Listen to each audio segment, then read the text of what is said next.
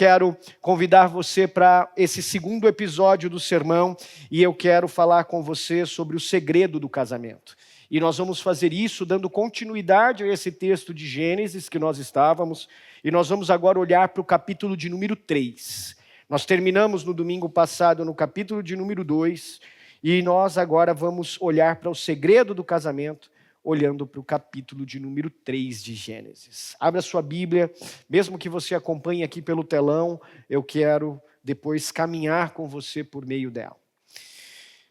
Nós iremos ler o capítulo inteiro, são 24 versículos, então segura na minha mão e vem comigo. Nós vamos agora entrar no principal texto, especialmente para a teologia reformada, do relato bíblico, que é o texto que fala sobre a queda. Quando o pecado entra na nossa história, quando ele entra na humanidade e ele corrompe todas as nossas relações, todos os nossos afetos, todas as nossas vontades. Então, presta atenção comigo no que o autor disse para a gente aqui. Ora, a serpente era o mais astuto de todos os animais selvagens que o Senhor Deus tinha feito. E ela perguntou à mulher: foi isto mesmo que Deus disse? Não comam de nenhum fruto das árvores do jardim? Respondeu a mulher à serpente: podemos comer do fruto das árvores do jardim. Mas Deus disse: não comam do fruto da árvore que está no meio do jardim, nem toque nele. Do contrário, vocês morrerão. Disse então a serpente à mulher: certamente não morrerão. Deus sabe que no dia em que dele comer, seus olhos se abrirão e vocês, como Deus, serão conhecedores do bem e do mal. Quando a mulher viu que a árvore parecia agradável ao paladar, era atraente aos olhos e, além disso, era desejável para dela se obter discernimento, tomou do seu fruto, comeu e o deu a seu marido para comer também. Os olhos dos dois se abriram e perceberam que estavam nus. Então juntaram folhas de figueiras para cobrir-se. Ouvindo o homem e sua mulher os passos do Senhor Deus, que andava pelo jardim quando soprava a brisa do dia, esconderam-se da presença do Senhor Deus entre as árvores do jardim. Mas o Senhor Deus chamou o homem perguntando: onde está você? Ele respondeu: ouvi teus passos no jardim e fiquei com medo, porque eu estava nu, por isso me escondi. Então Deus perguntou: quem disse que você estava nu? Você comeu do fruto da árvore da qual proibi de comer? Disse o homem: foi a mulher que me deste por companheira, que me deu o fruto da árvore, e então eu comi. O Senhor Deus perguntou então à mulher: o que foi que você fez? Respondeu a mulher: a serpente me enganou, e eu então comi. Então o Senhor Deus declarou à serpente: uma vez que você fez isso, maldita é você entre todos os rebanhos domésticos e entre todos os animais selvagens. Sobre o seu ventre você rastejará, e pó comerá todos os dias da sua vida. Porém, inimizade entre você e a mulher, entre a sua descendência e o descendente dela. Este ferirá a sua cabeça e você lhe ferirá o calcanhar. A mulher, ele declarou: multiplicarei grandemente o seu sofrimento na gravidez. Com sofrimento você dará à luz filhos. Seu desejo será para o seu marido e ele a dominará. E ao homem ele declarou: visto que você deu ouvidos à sua mulher e comeu do fruto da árvore da qual ordenei a você que não comesse, maldita é a terra por sua causa. Com sofrimento você se alimentará dela todos os dias da sua vida. Ela lhe dará espinhos e ervas daninhas, e você terá que alimentar-se de plantas do campo. Com o suor do seu rosto você comerá o seu pão, até que volte à terra, visto que dela foi tirado, porque você é pó, e ao pó voltará. Adão deu à sua mulher o nome de Eva, pois ela seria mãe de toda a humanidade. O Senhor Deus fez roupas de pele e com elas vestiu Adão e sua mulher. Então disse o Senhor Deus: agora o homem se tornou como um de nós, conhecendo o bem e o mal. Não se deve, pois, permitir que ele tome também do fruto da árvore da vida e o coma, e então viva para sempre. Por isso o Senhor Deus o mandou embora do jardim do Éden para cultivar o solo do qual foi tirado. Depois de expulsar o homem, colocou a leste do jardim do Éden querubins e uma espada flamejante que se movia, guardando o caminho para a árvore da vida. E esta é a palavra de Deus. Curve sua cabeça, eu quero orar com você. Senhor, obrigado por hoje. Obrigado por estar reunido com os meus irmãos em volta da tua palavra. Que ela nos ajude a compreender qual é o segredo do nosso casamento e olharmos com humildade para o Senhor, entendendo que não depende de nós. Aquele que é o criador dessa instituição é aquele que nos ajuda a compreender quem somos, as nossas limitações e pequenez diante desse desafio afetado pela queda e nos rendermos ao teu cuidado e à tua soberania, nos ensinando a andar neste caminho para a glória do teu santo nome. É assim que oramos, em nome de Jesus. Se eu perguntasse para você hoje, qual é o segredo do seu casamento, da sua relação? Não importa quanto tempo você está casado, alguns meses, alguns anos, muitos anos. Eu estou casado com a Thaís, nós vamos fazer 11 anos de casados agora em novembro. 11 anos que ela tem me aguentado e eu tenho tido medo da peixeira da minha mulher pernambucana. Mas se eu perguntasse para você qual é o segredo do seu casamento, o que você me responderia? Se sua mulher te perguntasse, olha, a gente já está casado há tantos anos, seu marido te perguntasse isso, o que você responderia para ele? Qual que é o segredo dessa relação? Talvez você pensasse em um casamento que dissesse o seguinte, uma comunicação não violenta. A gente, quando tem conflitos, a gente sabe conversar, sabe sentar, a gente sabe tratar os temas. Talvez quando você pense no segredo do seu casamento, você pense na linguagem do amor. Sabe, aqueles 5 exemplos de linguagem de amor, a gente fala sobre respeito, fala sobre carinho, fala sobre afeto. Talvez essa seja uma resposta que você traga. O segredo do meu casamento são as linguagens do amor. Eu conheço como ele gosta de ser amado, eu conheço como ela gosta de ser amada e a gente se comunica com isso. Talvez sejam finanças organizadas. Poxa, olha, não há 1 centavo que a gente deixe de colocar na planilha financeira que a gente fez. A gente tem o controle de todos os nossos gastos, a gente sabe muito bem onde gastar, o que não gastar, o que é prioridade, o que não é prioridade. Tudo isso talvez seja uma resposta que você me dê sobre qual é o segredo do seu casamento. Talvez seja mais romântico. O segredo do meu casamento é paixão. Eu olhei para ela e quando a vi, eu descobri a moça bonita da praia de Boa Viagem. Mas talvez não seja isso. Talvez tudo isso ajude, mas você não saiba responder qual é o segredo do seu casamento.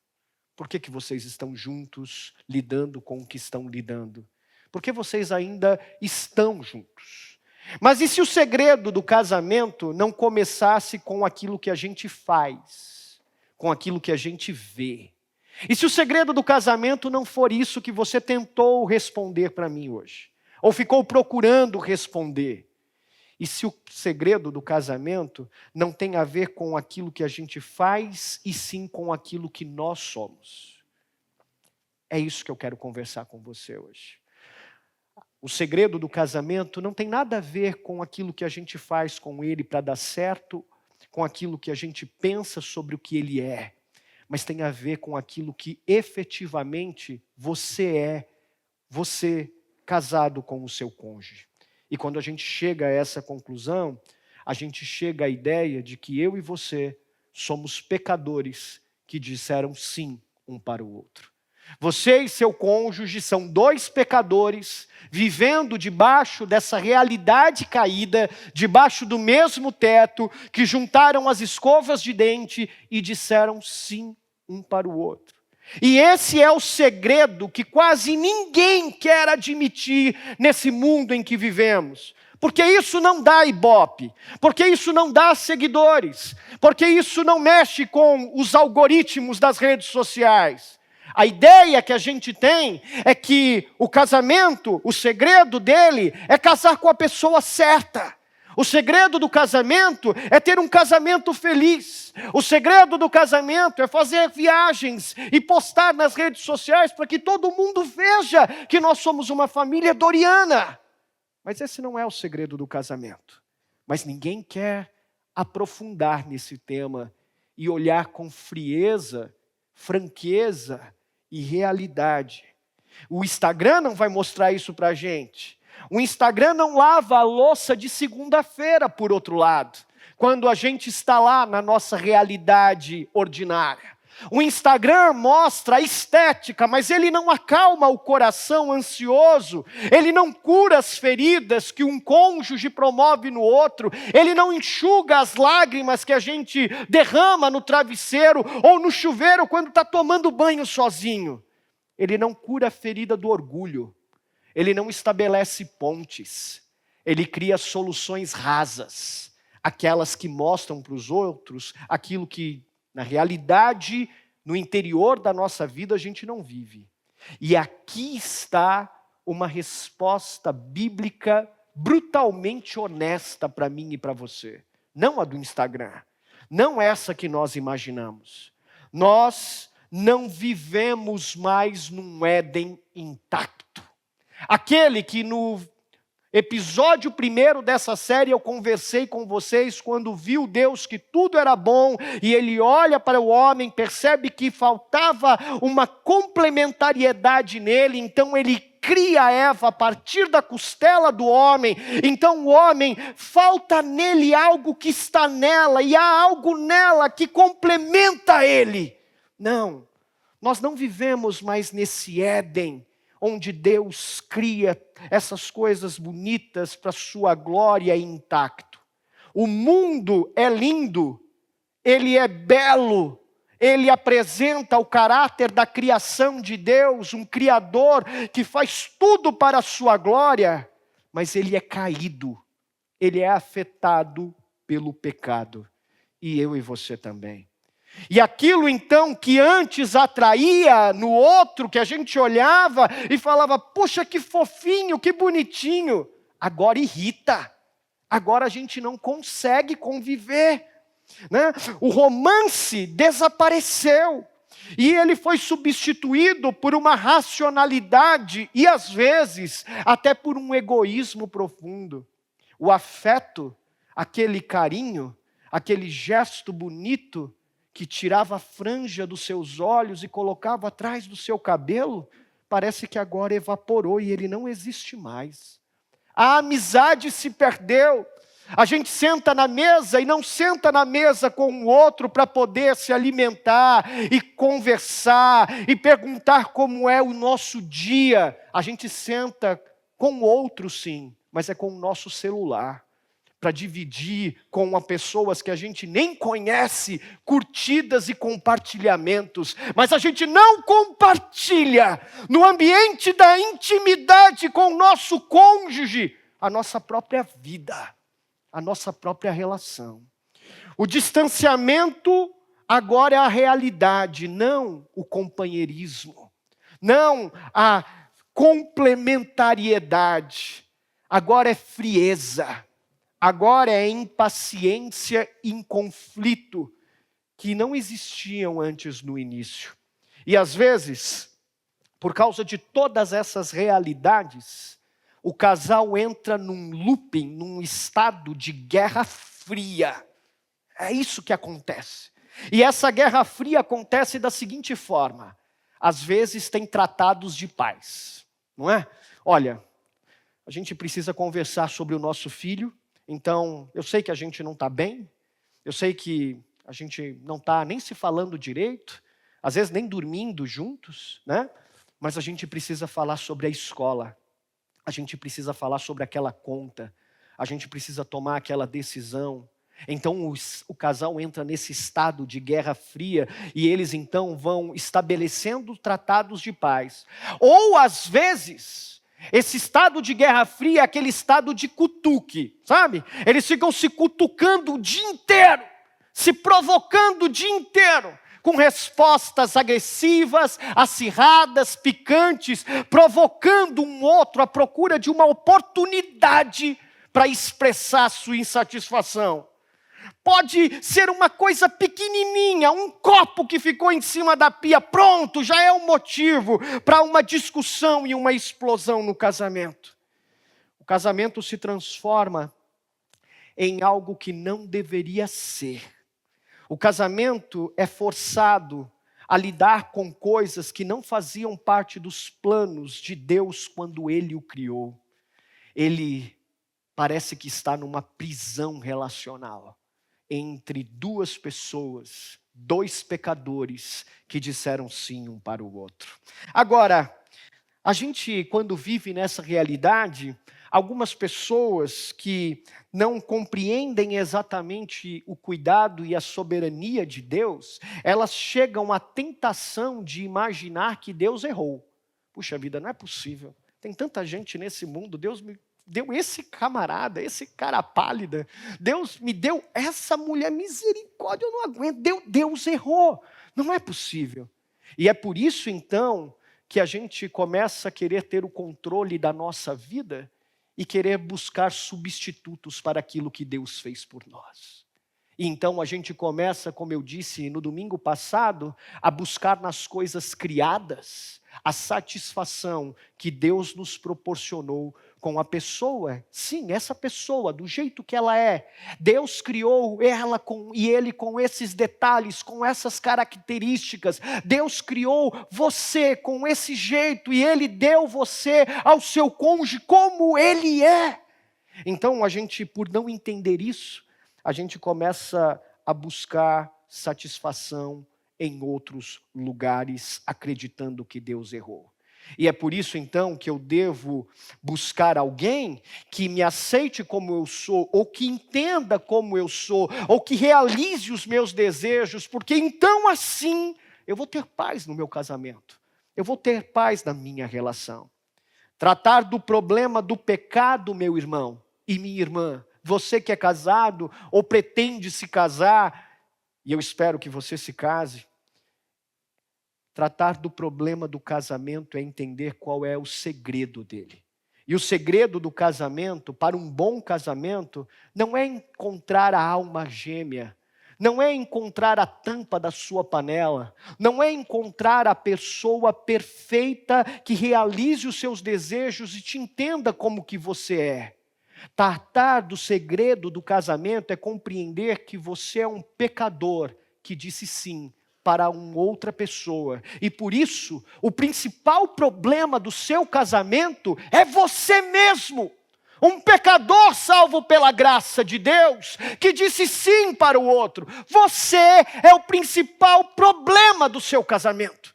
Você é a principal pessoa que faz com que o seu casamento às vezes colida e se transforme em uma guerra. E às vezes, quando a gente não interpreta isso corretamente, quem vira o inimigo não sou eu. Quem vira o inimigo é o outro. Quando a gente se esquece disso, o meu cônjuge vira o meu inimigo.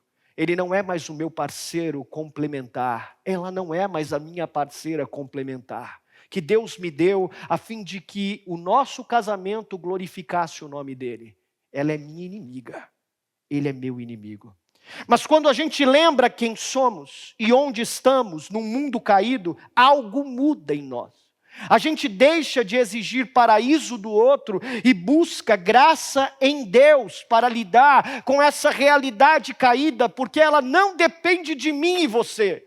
Deixamos de ser juízes, deixamos de olhar para o outro como inimigo e nos tornamos instrumentos, embora pecadores, vestidos por Cristo. Nós nos tornamos instrumentos para a transformação um do outro nos méritos de Cristo. Nós somos instrumentos a fim de que Cristo seja formado no outro. Deixa eu te dar um exemplo. Eu uso muito camisa social. E quando uso camisa social por causa da minha profissão, a gente geralmente começa abotoando a camisa aqui em cima.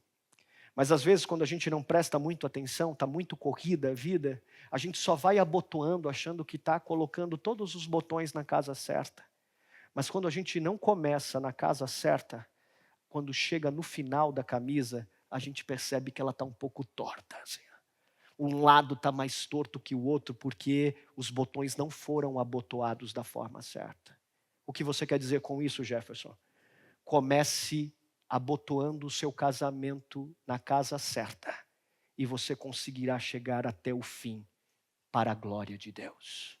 Comece na casa errada e as coisas ficarão tortas. Entender então qual é o segredo do seu casamento, tirando essa realidade de um mundo caído que faz você acreditar que o segredo do casamento está em todas essas coisas criadas, em viagens, em bons restaurantes, na cor do seu cartão de crédito, em casar com alguém que te sustente, porque afinal de contas você merece. Esquece isso. Isso é o que o mundo te fez acreditar, que um casamento feliz precisa ter. O segredo do seu casamento é você compreender quem você é, porque você é o principal responsável pela unidade nessa diversidade chamada casamento. E aonde você está fundamentando isso, Jefferson? Vamos olhar para o texto, e o texto vai mostrar para a gente. Existem algumas verdades que eu quero compartilhar com vocês aqui, que vai fazer com que você entenda melhor isso que eu estou dizendo para você. A primeira que você precisa entender é que o segredo do seu casamento é essa ideia de que você está vivendo em um mundo caído. O mundo não é mais belo como você viu no capítulo de número 2. E isso está para mim e para você nos 10 primeiros versículos deste capítulo de número 3. Vou mostrar para você a cena e você acompanha comigo. A cena de que esse mundo foi afetado pela queda. Dos versículos 1 a 5, você vai perceber que entra um personagem novo na história do relato da criação, e é a serpente. Essa serpente, ela é interpretada por nós como o próprio diabo, Satanás. Ela aparece em Apocalipse novamente, com essa mesma nomenclatura, a serpente. Então, quem é que está aparecendo aqui no cenário? O próprio demônio, o próprio diabo, o próprio Satanás. E ele estabelece um diálogo com a mulher. E o objetivo desse diálogo, ele vem com uma astúcia. Era minar a confiança no caráter de Deus. E qual era aqui o caráter que estava querendo ser corrompido? A sua bondade e a sua liberalidade. O Satanás estava tentando minar na mulher esse caráter perfeito de Deus, de um Deus bondoso que cria todas as coisas por sua vontade, e a liberalidade de Deus. Comam de todos os frutos do jardim. Esse é o cenário. Então, ele estabelece uma estratégia para fazer isso acontecer, essa sedução acontecer. E qual é a primeira estratégia? Ele semeia dúvida. Olha o que está no versículo de número 1. Ora, a serpente era o mais astuto de todos os animais selvagens que o Senhor Deus tinha feito. Então, ela perguntou à mulher: foi isto mesmo que Deus disse? Veja, primeira estratégia, semeia dúvida. Esse Deus que te criou, que te fez, que te formou do nada, sem você merecer, Ele disse isso mesmo para você? Foi isto mesmo que Deus disse? Não comam de nenhum fruto das árvores do jardim? Só que se você conhece um pouquinho a história da criação, se você olhar os capítulos anteriores, você verá que não foi isso que Deus disse. Deus disse: comam de todos os frutos do jardim, menos de duas árvores, a árvore da vida e a árvore do conhecimento e do mal. Não era uma apenas, viu, irmãos? Eram duas árvores, a árvore da vida e a árvore do conhecimento do bem e do mal. Então, ele usa um artifício, um estratagema para semear dúvida no coração da mulher. Olha o versículo de número 4, segunda estratégia. Ele quer negar as consequências daquilo que, se acontecesse, se fizessem, poderia ocorrer. Então disse a serpente à mulher, depois da mulher responder: certamente não morrerão. Deus sabe que no dia em que dele comerem, seus olhos se abrirão e vocês, como Deus, serão conhecedores do bem e do mal. A mulher responde para a serpente dizendo: não foi isso que Deus disse. Não foi isso, você está enganada, não adianta querer semear dúvida no meu coração. Mas aí o que o diabo vem e faz? Ele tenta minimizar, negar as consequências daquilo que Deus havia dito. Olha o final do versículo de número 3. Mas Deus disse: não comam da árvore que está no meio do jardim, do contrário, vocês morrerão. Então a mulher corrige a serpente, no versículo 4 ela diz: não é bem assim não, fica tranquilo. Minimiza as consequências. E a terceira estratégia, ela promete autonomia. Olha o versículo de número 5. Deus sabe que no dia em que dele comerem, seus olhos se abrirão e vocês serão como Deus. Serão como Deus é. Ou seja, vocês não serão mais aquilo que vocês estão sendo, vocês serão como Ele, seus olhos se abrirão, e Deus sabe disso, e Ele não quer que vocês conheçam esse segredo. Sabe aqueles vídeos que a gente vê no Instagram, que eles falam assim pra gente: se você está aqui até agora assistindo esse vídeo, se você está comigo, clica aqui que eu vou te contar o segredo da sua vida. Pois é isso que a serpente está fazendo. Iludindo essa mulher, semeando dúvida, negando as consequências do que Deus falou e minimizando elas, prometendo a ela uma autonomia de vontade. E mais, essa mulher aqui, quando ela ouve isso, parece que isso começa a afetar o seu coração. Dá uma olhadinha comigo no capítulo de número 2, no versículo de número 25. No versículo de número 25, nós terminamos o texto dizendo que o homem e a mulher viviam nus e não sentiam vergonha. E aí você me pergunta: poxa, Jefferson, por que isso é importante estar na Bíblia? Por que Moisés escreveu isso? Por que esse texto é relevante? Deixa eu te fazer entender a relevância dessa comunicação para você. Preste bem atenção nisso. Quando Moisés escreve no versículo de número 25 que o homem e a mulher estavam nus, eles viviam nus e não sentiam vergonha, a palavra nus aqui que aparece, nudez que aparece para você, ela tem a ideia de inocência. Eles estavam nus no jardim e eles não sentiam vergonha um do outro. Eles viviam num estado de inocência. É isso que o autor está dizendo para nós.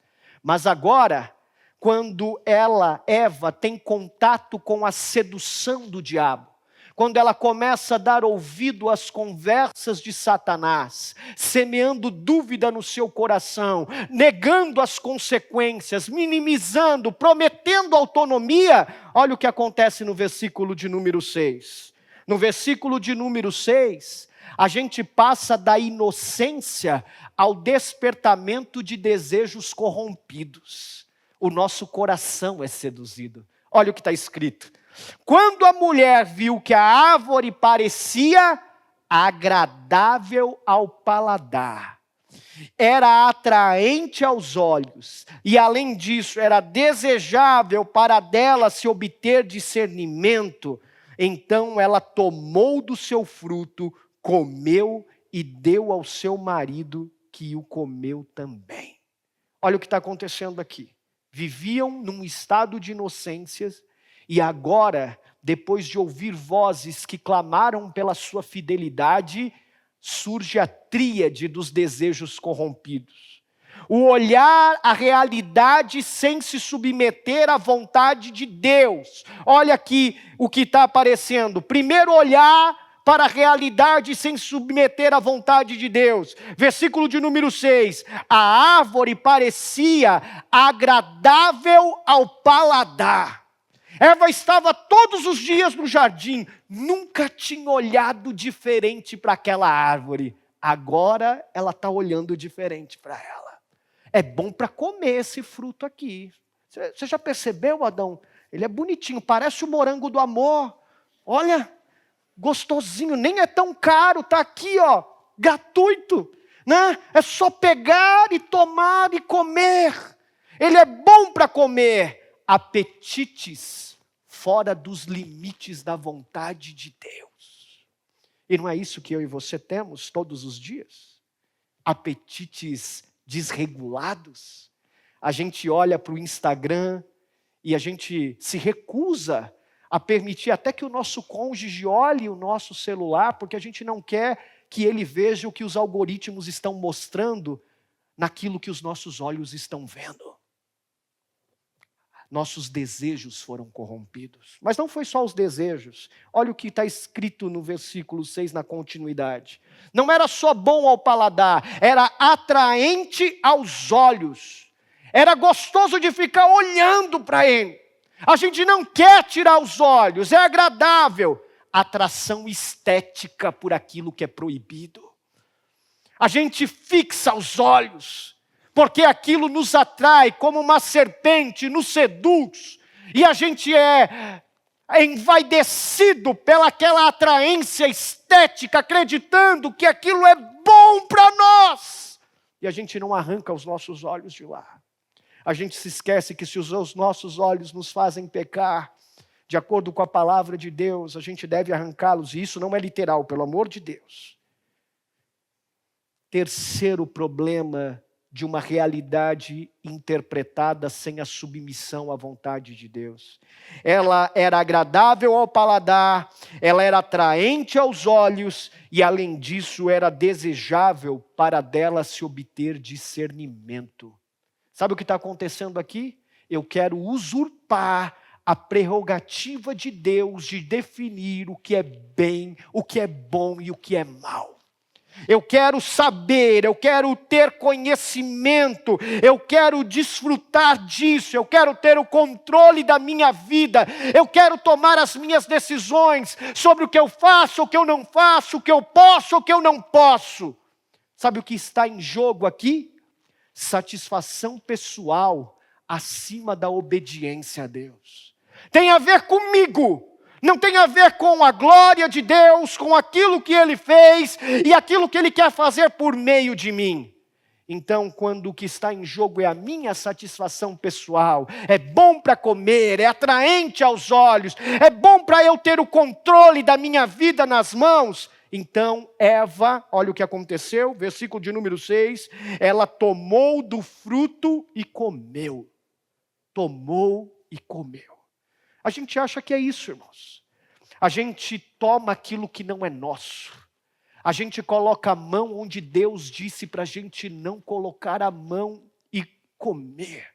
Porque nós, agora, vivemos sobre essa condição. E não só isso, isso afeta o outro. Deu ao seu marido, está aí escrito no final do versículo, que o comeu também.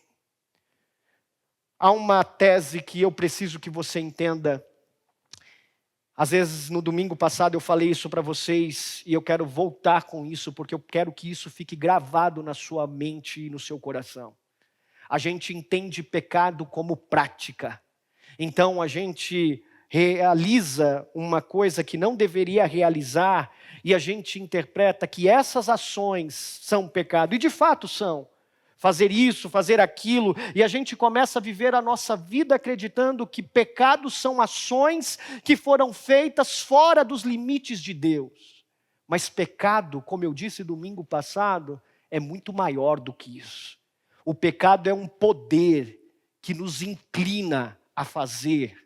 É algo muito maior do que a mera ação, do que a mera atitude. É um poder que está dentro do seu coração pecador, filho de Adão, filho de Eva, que nos inclina ao mal. Por mais que a gente queira fazer o bem, é isso que o apóstolo Paulo fala. O bem que eu quero fazer eu não consigo, e quando eu percebi eu já fiz o mal. Eu sou inclinado a isso. Sabe onde o pecado começou, meu irmão? Não foi quando Eva comeu do fruto. Foi quando ela olhou para ele e viu que ele era bom para comer, quando ele era agradável aos olhos e desejável para dar entendimento. Foi aí que no seu coração já não havia mais lugar para Deus e para a sua vontade, mas o que havia nele era lugar para o meu reinado, para a minha satisfação pessoal, para os meus interesses. A gente deixou de ouvir Deus e passou a ser seduzido pela serpente. O pecado começa aqui, quando os nossos olhos reinterpretam a realidade sem se submeter à vontade de Deus. Comer do fruto é só a ponta do iceberg, é a consequência prática de um coração que já está corrompido pelo pecado. Olhar para aquela mulher que você está olhando, ter conversas indevidas no WhatsApp, fazer movimentos que desagradam a Deus, só é o reflexo de um coração que já está podre pelo seu pecado e precisa de redenção que você não pode dar, que você não pode conseguir. Essa é a realidade do pecado. E aí o que acontece com homens e mulheres que vivem dessa forma? A consequência do pecado é imediata. Do versículo 7 ao versículo 10 é isso que você vai ver, meu irmão. A consequência de homens e mulheres que sentaram no trono do seu coração e tiraram Deus dele para satisfazer seus desejos pessoais. Olha o que está escrito. Versículo de número 7, a primeira consequência, vergonha. É isso que acontece. Os olhos dos dois se abriram. Veja, versículo 25 do capítulo 2, eles estavam nus e eles não se sentiam envergonhados de estar juntos. Eles estavam num estado de inocência, mas agora os seus olhos se abrem por causa do pecado, e a abrir os olhos, o que existe lá não é liberdade, não é senso de satisfação, não, porque a consequência do pecado é dolorosa. A consequência é vergonha. Os olhos dos dois se abriram e perceberam que eles estavam nus. E então juntaram folhas de figueira para cobrir-se. Isso daqui é aquela consciência moral ferida. Nesses 12 anos de ministério pastoral, quantas vezes eu conversei com casais tratando realidades de casamento em que um dos cônjuges traiu seu parceiro, sua parceira, e conversando na individualidade com essa pessoa, porque traiu o seu cônjuge, ele diz: pastor, quando terminou o que terminou, aquele momento de traição, eu me senti envergonhado. O que eu fiz? Por que eu rasguei a nossa história? Por que eu não lembrei dos meus filhos? O que eu fiz com a minha vida? E se eu perguntasse para ele se o casamento estava bom, ele ia dizer que o casamento estava difícil e por isso ele fez o que fez. Mas quando ele estava diante da realidade, ele falava: o que eu fiz? Os seus olhos se abriram e sabe o que ele encontrou? Não foi satisfação, foi vergonha. Mas não é só isso. No versículo de número 7, a gente percebe que existe uma tentativa humana de controlar as coisas quando elas dão errado. Olha comigo, os olhos deles se abriram, eles perceberam que eles estavam nus, então o que os homens fazem? eles juntaram folhas de figueira para cobrir-se. Juntar folhas de figueira, meu irmão, é a tentativa humana de filhos de Adão de controlar as coisas e dar o seu jeitinho de corrigir quando elas dão errado. Folhas de figueira é gestão de controle da culpa. É isso.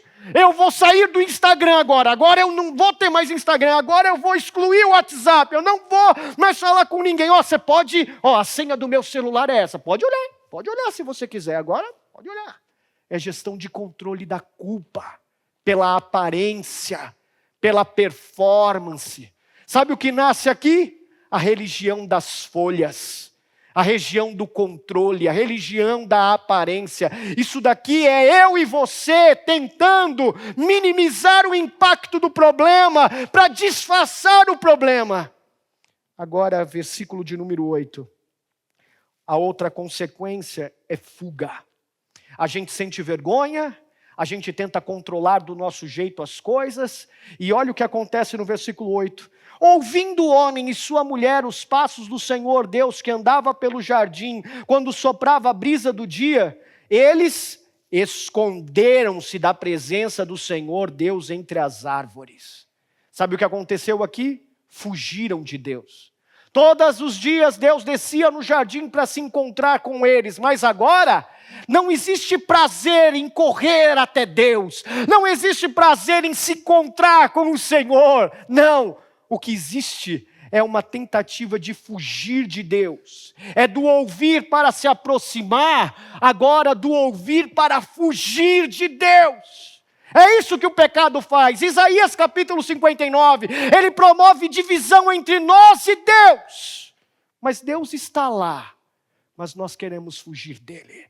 E aí, por que a gente foge dele? Versículo de número 10. No versículo de número 9, você vai ver dizendo assim: mas o Senhor Deus chamou o homem e perguntou: ei Adão, ei Eva, ei Maria, João, onde você está? E então no versículo 10 o homem responde: eu ouvi teus passos no jardim, e aí me deu ansiedade, sabe?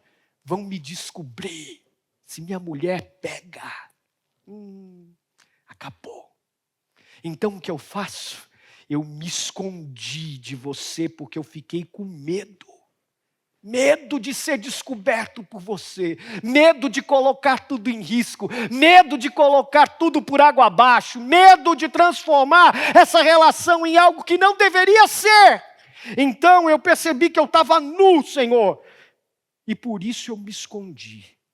A relação com Deus não é mais de confiança, mas é afetada pelo medo.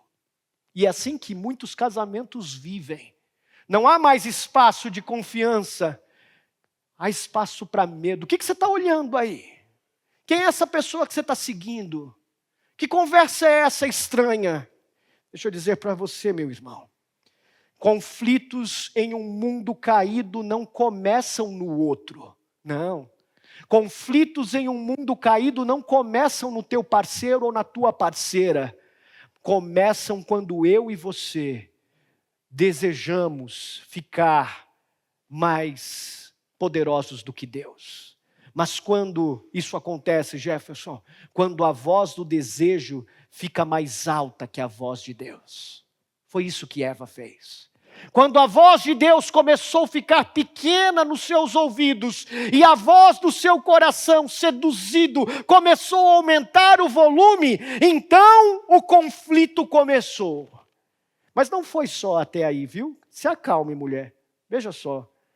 O problema do meu casamento não é apenas o outro também, o meu parceiro, a minha parceira. E quando é, Jefferson? Quando o meu coração responde ao outro sem ouvir a Deus. Olha o final do versículo de número 4, 6. A mulher viu que parecia agradável ao paladar, comeu do fruto, comeu e deu a seu marido, que comeu também. Ou seja, Adão não é inocente aqui nessa história. Ele era o responsável de colocar as coisas no trilho novamente. Falar, ei, calma, não é por aí o caminho, vamos fazer a coisa certa. Deus não nos chamou para isso. Mas quando o meu coração responde ao outro, sem ouvir a Deus também, então eu me entrego às minhas vontades, eu me entrego aos meus desejos. O problema não é só o que o outro faz, é o que o meu coração faz com aquilo que o outro faz. Entendeu isso? Você vive em um mundo caído, afetado pela queda. Então o problema não é o que o outro está fazendo. Para de olhar para o seu cônjuge como um inimigo. Mas o problema então qual é, Jefferson? Não é o que ele está fazendo. Sim, eu entendo as consequências, a gente vai falar disso, se acalme. Mas o problema é o que o meu coração faz com aquilo que o outro faz. Como eu reajo a essas coisas. É nesse estado de vergonha, de controle, de fuga, de medo, que Deus pergunta para mim e para você. Olha o versículo 9. Onde você está? Cadê você? E quando isso acontece, a gente percebe o segundo segredo do casamento. E qual é, Jefferson? 2 pecadores que disseram sim. Preste bem atenção nisso. Você está casado com um pecador. E dos versículos de número 11 até 19, você vai perceber essa realidade. No versículo de número 11, então, quando Adão responde isso, começa um interrogatório divino. Um interrogatório. Mas o objetivo não é acusação, não é impor culpa, não é fazer com que a vergonha se transbordasse mais, não. Qual é o objetivo então desse interrogatório? Olha o que está acontecendo no versículo 11. Então Deus perguntou, quem disse que você estava nu? Quem foi que contou isso para você? Como é que você sabe disso, Adão? Como é que você percebeu sua nudez? Você comeu do fruto da árvore que eu proibi você comer? Ou seja, como é que você sabe? Você comeu? São perguntas que Deus está fazendo, que o objetivo não é trazer medo, culpa e vergonha. Então qual é o objetivo, pastor? O objetivo de Deus é confissão de pecado. Conta para mim o que você fez. Abre o jogo. Diz. E aqui, ao invés da confissão, que a gente tanto teme, acha pavorosa, não, eu não posso falar, porque se falar isso vai acabar, vai destruir minha vida, como que vai ser? E aí a gente se protege, é a voz de Satanás dizendo para a gente, não conta, sabe? Aquelas imagenzinhas aqui, então não conta. E no lugar da confissão, nasce a religião da acusação, transferência de culpa. Olha o que acontece aqui. Deus pergunta e qual foi a resposta do homem? Versículo de número 12. Ah, Senhor, o senhor quer saber o que aconteceu? Vou te dizer. Senta que lá vem história. Puxa uma cadeira aí que o senhor vai ouvir agora o que eu tenho para te dizer. Olha só a resposta do homem. Foi a mulher que você me deu. Esse é o problema. O problema é que o Senhor não tem o controle bem das coisas, sabe? O Senhor fez Eva, mas eu acho que faltou umas gotinhas de paciência, faltou umas gotinhas de discernimento. Ela deu ouvido a uma serpente aí, e olha o que ela fez comigo. Ela acabou com a minha vida. Foi a mulher que me deste por companheira. Sabe o que aconteceu? Não era o que Deus queria ouvir. Deus queria ouvir, pequei contra ti, Senhor. Eu fiz o que não deveria fazer. Ouvi vozes que clamaram pela minha fidelidade e eu cedi. Eu peguei aquilo que não poderia pegar. Eu satisfiz as minhas vontades e desobedeci ao Senhor. Mas no lugar da confissão, o que Deus ouviu foi transferência de culpa. Então, eu culpo o cônjuge e por tabela eu culpo a Deus. A mulher é a culpada e essa mulher foi você que me deu. Não é assim no nosso casamento? A gente faz isso todos os dias. E aí então, veja que a mulher também faz a mesma coisa. Olha o versículo de número 13. O Senhor então, Deus perguntou à mulher, o que foi que você fez? O que Deus está esperando? Confissão. Conta para mim o que está acontecendo nessa relação. Diz a realidade, que vocês pecaram, que vocês são pecadores, que não estão conseguindo fazer essa relação aqui entre eu e vocês dar certo, para que eu ajude vocês nessa relação horizontal dar certo. Então qual é a resposta da mulher? A serpente me enganou. Adão olha, põe a culpa na mulher. A mulher olha para trás, põe a culpa na serpente. Não é culpa minha. O problema disso daqui não sou eu. O problema do meu casamento não sou eu, é dessa mulher que o Senhor me deu. O problema do casamento é esse homem que o Senhor me deu, não sou eu. A serpente olhou para trás, não tinha mais ninguém. Então o Senhor Deus olha e amaldiçoa a serpente e traz responsabilidades. O que eu e você, o que todos nós fazemos de alguma maneira em nosso casamento, é negar o nosso pecado enquanto ressaltamos o pecado do outro. É isso que a gente faz. Você que é casado, para pensar um pouquinho. Não, mas é ela que falou comigo desse jeito e eu não gostei, por isso eu reagi dessa forma. Se ela não tivesse falado comigo assim, não, eu não eu não sou assim. Eu só reagi. É isso que eu fiz. O problema do casamento aqui é ele. Porque ele não fala comigo, ele não pergunta como eu estou. Então, o que todos fazemos é negar o nosso próprio pecado, enquanto a gente ressalta o pecado do outro. O cônjuge, meu irmão, passa a ser um inimigo nessa relação. E não mais aquilo que Deus fez, um companheiro para compartilhar. Aquilo que falta em mim está nela, e aquilo que está nela é aquilo que me preenche. E essa diversidade gera complementariedade para a glória de Deus. Não, agora é guerra. Agora a gente vai brigar. Deixa eu te dizer uma coisa. O cônjuge não é inimigo. O pecado é. O pecado é seu inimigo. Essa luta não é contra a carne, não é contra o sangue. Essa luta é contra as potestades do mal. Dois pecadores precisam mais de arrependimento do que de argumentos para salvar o seu casamento. Precisam mais de confissão de pecados. Eu sou um pecador que estou fazendo essa relação não dar certo, do que de argumentos para autojustificação. Não. Deus não quer ouvir suas justificações. Não. Deus quer ouvir a sua confissão, porque Ele sabe quem você é. Você não espanta a Deus. Você não chega até a Deus com vergonha e diz, puxa, o que Ele vai pensar de mim? Então Deus olha e fala, uau, puxa vida, por essa, olha, não estava esperando. Não. Você não surpreende a Deus, porque Deus conhece você e sabe que você é um pecador. E apesar disso, Ele deu-se, Ele se entregou por você. Ele veio até o jardim e perguntou, onde você está? Essa pergunta não é a pergunta de um Deus que não sabia o que estava acontecendo. Ele é onisciente, Ele sabe todas as coisas. É a pergunta de um Deus que, embora saiba, quer ouvir a voz da confissão. Porque Ele sabe quem é você. Ele não quer suas justificativas. Ele quer você dizendo, pequei contra ti, meu amor. Pequei contra ti, meu esposo.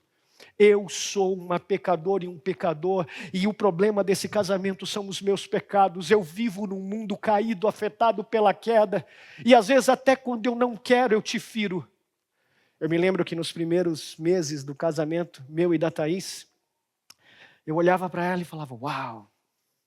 E aí um dia, tomei um banho, nós estávamos num dia ruim, e eu já disse para você no sermão passado que eu sou o bicudo da relação. Eu sou. Eu gosto de ficar de bico. Esse é o meu pecado, estou confessando para vocês. É ela que chega em mim e fala assim, ei, e aí? Sai desse sofá, vamos para a cama, não saio daqui enquanto a gente não for dormir. Vamos junto. Ela é essa pessoa. Mas teve um dia que eu saí do banho, a gente estava naquele dia ruim, de repente, ela me deu uma resposta ríspida. Eu falei, uau! Por essa eu não esperava. Doeu. Mas quantas vezes eu fiz Thaís chorar profundamente e eu não tive coragem de voltar nela e dizer, me perdoa por eu ser tão grosso com você e frio às vezes. Quantas vezes eu fiz essa mulher pensar que talvez o lugar do casamento não tenha sido a melhor decisão por causa do meu pecado, enquanto eu fiquei no trono da minha arrogância e do meu orgulho, achando que eu estava certo. Querendo fazer valer aquilo que eu disse, acreditando que a minha postura, o macho alfa, ela diz mais do que quem eu sou de fato, um pecador que precisa da graça de Deus para fazer isso dar certo. Deixa eu te dizer uma coisa, meu irmão, você precisa entender isso. O casamento é a união de dois pecadores que vivem em um mundo caído que disseram sim. Seu cônjuge não é um príncipe, sua esposa não é uma princesa, ela é uma pecadora.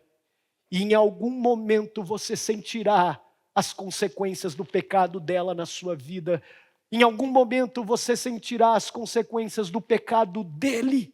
E isso vai doer, isso vai te machucar. Você e eu nunca estaremos casados com a pessoa certa ou perfeita. Ambos vão trazer algo para o casamento da sua vida individual que vai afetar você de modo destrutivo e você vai sentir, você vai chorar. Portanto, você precisa entender que casamento não é um conto de fadas. Cristãos maduros, eles olham para a palavra de Deus e encontram nela a resposta para a realidade das suas vidas. E é nela que eles depositam a sua confiança. A maioria dos problemas que vocês enfrentam no casamento, às vezes nem é uma ação intencional e nem pessoal do seu cônjuge. E o que é então, Jefferson? É o pecado dele. O pecado que se transforma em ações práticas diárias. Esse poder que leva o bem que eu quero fazer, eu não faço. Mas quando eu percebo, eu já te machuquei com as minhas palavras. Portanto, meu irmão, deixa eu te dizer uma coisa. Se a esposa às vezes tiver um dia ruim, as ondas desse dia ruim vão acabar invadindo a sua praia. E isso vai te machucar. Se seu marido ficar irritado no trabalho, porque não teve um dia bom, porque o seu chefe foi difícil, é bem provável que ele traga a sua irritação para casa. E eu não estou justificando isso. Mas talvez, às vezes, a gente não consegue lidar com o nosso pecado como deveria. Em algum momento você vai ser egoísta na sua relação. Em alguma situação você vai ser ríspido. Haverá momentos de ciúmes desnecessários. Haverá momentos de amargura e conflito. Será impossível evitar isso porque você é um pecador que está casado com outro pecador. C.S. Lewis disse uma frase que eu quero compartilhar com você. Ele escreveu a seguinte: ame qualquer coisa, e certamente seu coração será atormentado. Possivelmente ele será partido. Para certificar de se manter intacto, de manter seu coração intacto, não entregue-o para ninguém, nem mesmo a um animal, porque até ele pode te ferir. Envolva-o cuidadosamente com passatempos, com pequenos luxos. Evite qualquer complicação, guarde-o na segurança do cofre ou do esquife do seu próprio egoísmo, se você não quer se machucar. Porque se você o entregar a alguém, você vai entregar a alguém que vive num mundo caído, que é um pecador, que vai te impor culpa, quando deveria fazer confissão, e isso vai te ferir. Casamentos morrem mais de autojustiça e justificação do que de incompatibilidades, meus irmãos. Dois pecadores não podem se salvar, e por isso eles precisam ser vestidos por Deus. E eu quero encerrar com esse último tópico. Segura aqui comigo. Nos versículos de número 15, que eu não li, e do 20 ao 24, você vai encontrar o terceiro segredo desse casamento. Nós vivemos num mundo caído, nós somos pecadores que disseram sim, E o terceiro segredo é: nosso casamento depende da ação graciosa de Deus. Porque se eu sou um pecador, eu não posso fazer. E aonde você está vendo isso, Jefferson? Olha o versículo 15 comigo. Esse é o principal versículo cristológico, redentivo de toda a Bíblia. Você está olhando para ele agora. Olha o que o próprio Deus disse: porém, inimizade entre você e a mulher. Deus está falando com a serpente. Deus trouxe consequências para a serpente, para a mulher e para o homem. E aí quando ele olha para a serpente, ele fala assim: porém inimizade entre você e a mulher, entre a sua descendência, mulher, e a descendência dela. E aí, olha o que ele diz: a descendência, ferirá a sua cabeça, e você lhe ferirá o calcanhar. Sabe o que está acontecendo aqui?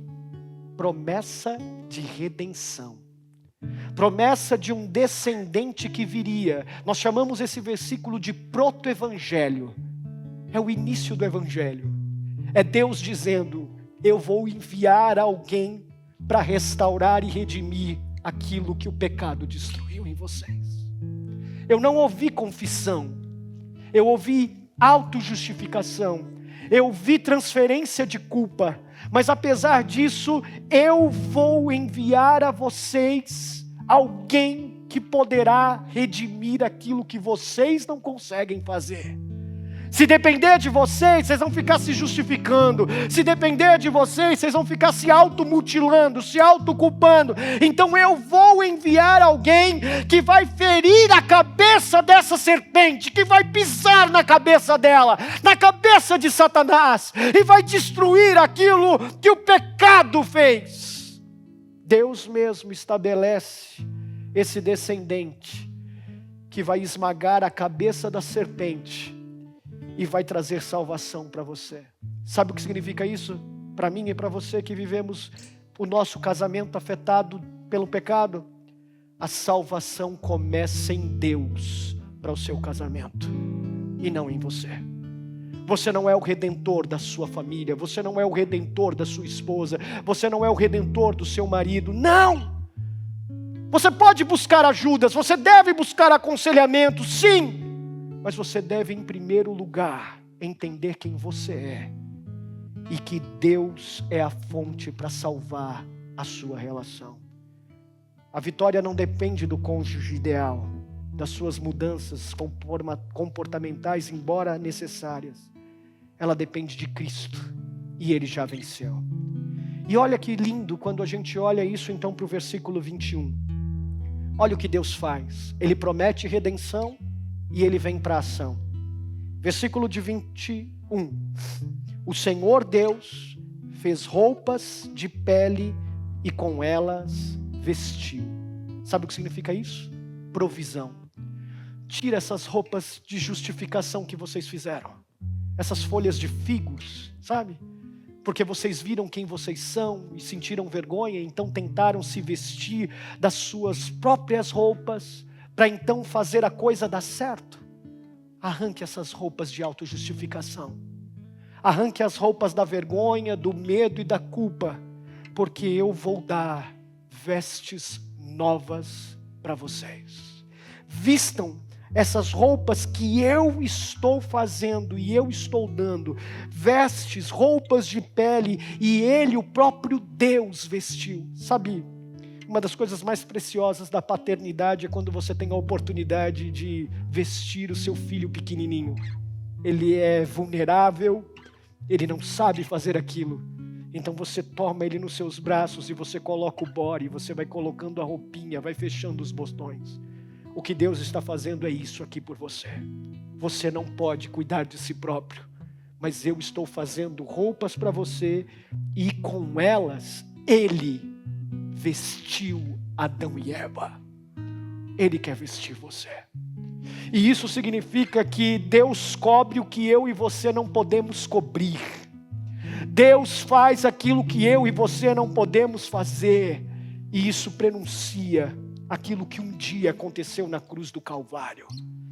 Ele expiou definitivamente, não cobrindo a gente mais com roupas, mas com o seu sangue vertido na cruz, para perdoar definitivamente os meus e os seus pecados, e nós sermos justificados em Deus. E por fim, olha o final desse versículo. Ele vestiu de pele esse casal. Ele vestiu Adão e sua mulher. Adão e sua mulher. Deixa eu te dizer uma coisa. Percebe que os pecados de Adão e de Eva aqui não foram razão para a separação deles? Ah, mas olha o que ela fez, olha o que ele fez. Não é melhor o Senhor separar isso daqui? Não. Deus fez roupas para Adão e para sua mulher. A ação graciosa de Deus alcança casais pecadores que disseram sim um para o outro, porque esse casamento não depende deles, depende daquilo que Deus está fazendo por eles, mantendo eles juntos e unidos. Deixa eu te dizer o que isso significa. Entender a natureza de quem você é, pecador, é um lugar, uma oportunidade de ministério para você. Então, o que você deve fazer, você deve entender que Deus ama seu cônjuge do jeito que ele é, apesar dos seus pecados, e Ele quer que essa relação permaneça até que Ele volte e possa redimir plenamente todas as coisas. Jefferson, como eu posso fazer isso? Você pode fazer isso entendendo que na cruz Ele já esmagou a serpente, levou a nossa culpa, rasgou a nossa vergonha e abriu para mim e para você um caminho de cuidado entre o homem e sua mulher. Curve a sua cabeça, eu quero orar com você.